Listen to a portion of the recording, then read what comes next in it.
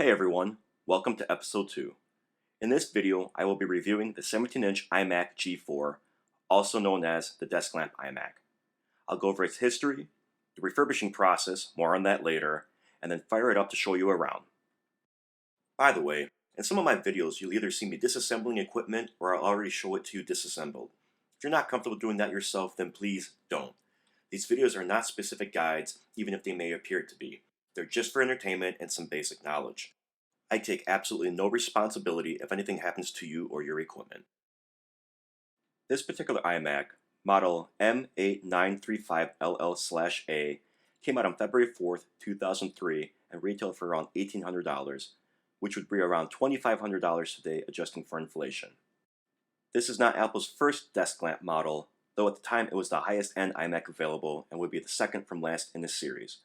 It features a PowerPC G4 CPU running at 1 GHz, originally came with 256 GB of RAM via an internal, non-user serviceable DIMM slot, though I will get to that in a minute, an NVIDIA GeForce 4 MX graphics card, an 80 GB IDE hard drive, a 4X super drive, which is just another word for DVD-CD burner combo, an airport wireless connectivity card, which is Apple's name for Wi-Fi because, well, Apple. And it also came with 10100 Ethernet and a 56K modem. Optional Bluetooth was also available. And to round off the ports, it had a mini VGA port for an external monitor, 2 USB 1.1 ports, 2 FireWire ports, a built-in microphone and headset jack, and of course the power port. The display was a 17-inch LCD flat panel supporting a resolution of 1440 by 900. You could order the iMac from Apple with 512 megabytes of internal memory, and with the user serviceable SO DIMM slot, you could add an additional 512 megabytes, giving you a total of 1 gig, which is what Apple officially supported. However, if you gained access to the internal DIMM slot, you could put in a 1 gig stick of memory, and then another stick of memory in the SO DIMM slot, giving you a max of 2 gigabytes. It came preloaded with Mac OS 10.2, aka Jaguar, and was the first Mac that could no longer directly boot into Mac OS 9, though it did allow you to run older Mac apps in classic mode, basically by running Mac OS 9 in the background. Compatibility was so-so. I mean, it worked well enough for most important apps, but Apple really wanted developers to port everything to Mac OS 10. This particular Mac was upgraded to Mac OS 10.5.8, aka Leopard, and was the final version of Mac OS 10 to work on a PowerPC-based Mac. Okay, now let's go over the refurbishing process. Unfortunately, I didn't get any real good footage of it, so I will post a link in the description below to a full disassembly video. However, I had to loosen 4 screws in the bottom plate, which exposed the SO DIMM slot and the airport slot. It also exposed additional screws which I had to remove. That was it, right? Not even close. The bottom of the base is secured to the top of the base in such a way that you almost have to use extreme force to open it, but if you do, you run the risk of damaging cables inside.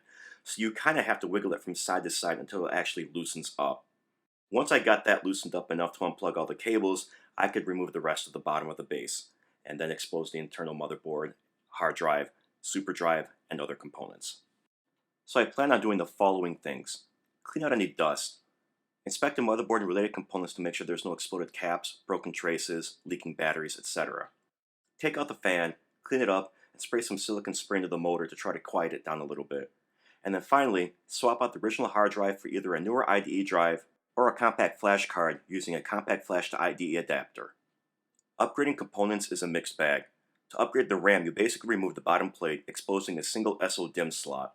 The pre-installed RAM is technically not user serviceable, but as mentioned earlier, you can disassemble the base to access the internal DIMM slot in order to upgrade the RAM.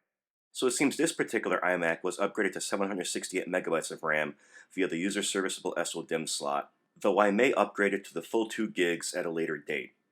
And as mentioned earlier, I wanted to replace the stock hard drive because it was starting to show its age, so I opted to go with a compact flash to IDE adapter with a 64 gig compact flash card. It's the closest size to the original 80 gig.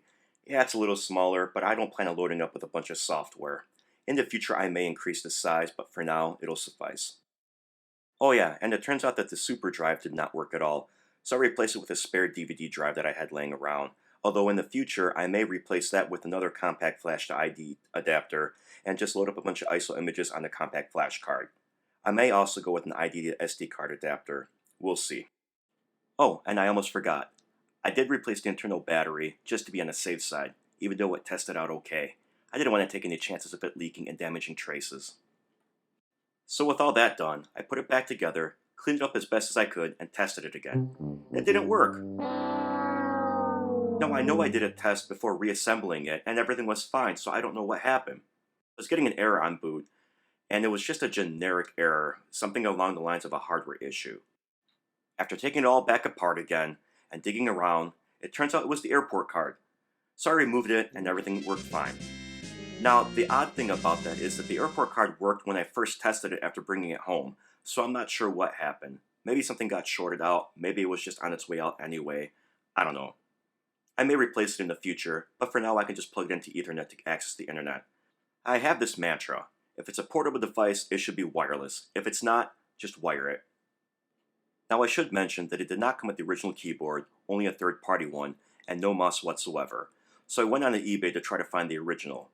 Now to my surprise, you can actually still find them brand new, although they go for $100 a piece, and I just don't feel the need to spend that kind of money on a used computer, so I just stuck with some good quality used ones.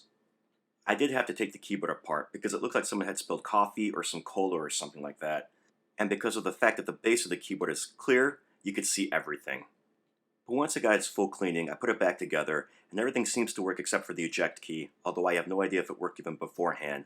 I may take it apart again and check the contact pads and clean them off a little bit more, see if it helps. Not a big deal.